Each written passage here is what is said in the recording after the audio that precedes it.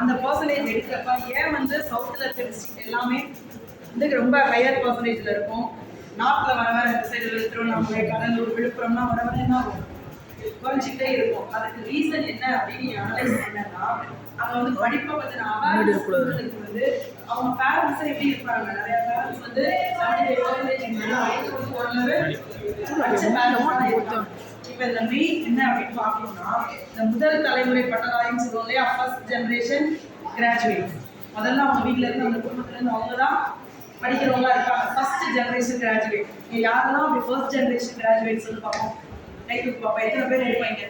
நான் தான் first generation, இப்போ தான் அடுத்த காலேஜ் போகணும் படிக்கணும் அப்படிங்கிறது. இனிமேல் நான் படித்தாதான் எங்கள் வீட்டில் அது கிராஜுவேட் பட்டதாரி நான் தான் அப்படிங்கிறது.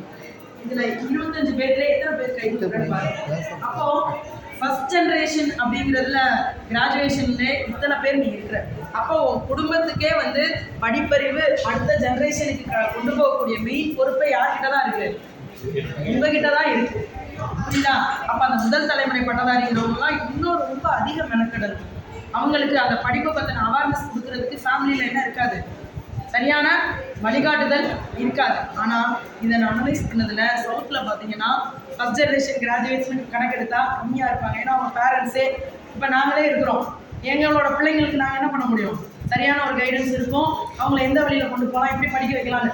அதே மாதிரியான வழிகாட்டுதல் இங்கே நிறைய பேருக்கு என்ன பண்ணுறது இல்லை, கிடைக்கிறது இல்லை. அதுக்காக தான் நம்ம கவர்மெண்ட்டே வந்து கேரியர் கைடன்ஸ் அப்படின்லாம் வச்சு இப்போ என்ன பண்ணுறாங்க, ஆனால் அதிகப்படுத்துகிறாங்க. அதையுமே நிறையா மாணவர்கள் என்னது சரியான முறையில் பயன்படுத்தணும். இப்போ நான் முதல்வன் ஸ்கீம்லலாம் நிறையா என்னென்ன கோர்ஸ் ஆஃபர்ஸ் இருக்குது, அதுக்கு ஒரு கைட் டீச்சர் போட்டு என்னென்ன காலேஜஸில் சேர்ந்தா கட் ஆஃப் எவ்வளவு அப்படிங்கிற அவேர்னஸ் எல்லாமே இப்போ அதிகப்படுத்தியிருக்கிறாங்க. அதுவும் குறிப்பாக நம்ம நார்த் சைடு டிஸ்ட்ரிக்ட்லேருந்து எத்தனை ஸ்டூடெண்ட்ஸ் வெளியில் போகிறாங்கங்கிறத கரெக்டாக நம்ம புள்ளி விவரம் எடுத்து ஹையர் ஸ்டடீஸ் யார் போகிறா, யார் வந்து பின்தங்கி இருக்காங்கிறத இது பண்ணுறாங்க, கணக்கு எடுக்கிறாங்க.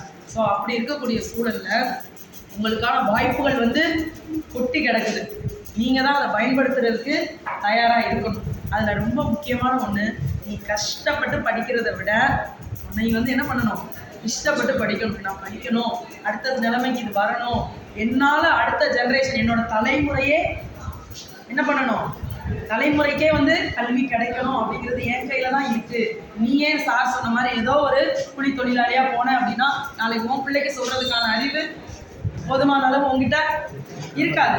அப்போ நீ படித்தாதான் உன்னோட தலைமுறை முழுமையே ஏன்னா முழுமை அடையும் அப்படிங்கிறத வச்சுட்டு உன்னோட இஷ்டப்பட்டு நான் இதுதான் படிக்கணும் அப்படிங்கிற டார்கெட்டை ஃபிக்ஸ் பண்ணிவிட்டு நீ இருக்கக்கூடிய நாளையாவது நீ சரியான முறையாக பயன்படுத்தணும் அப்படின்னு கேட்டுக்கிறேன். நன்றி.